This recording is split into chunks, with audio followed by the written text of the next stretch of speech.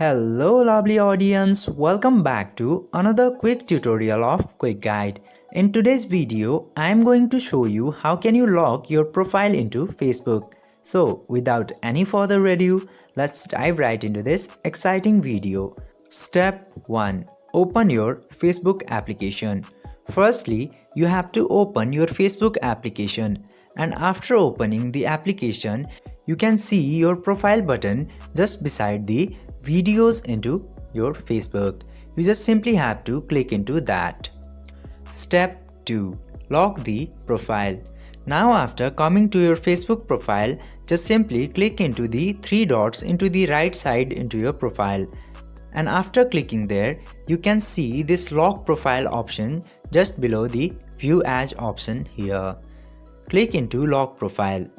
And from there, you can see this lock your profile option into the bottom. Simply click into that in order to lock your profile.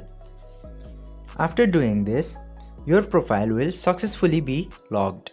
I hope this video was helpful for you. If yes, don't forget to like, share and subscribe to the channel to never miss another update. Thank you for watching the video.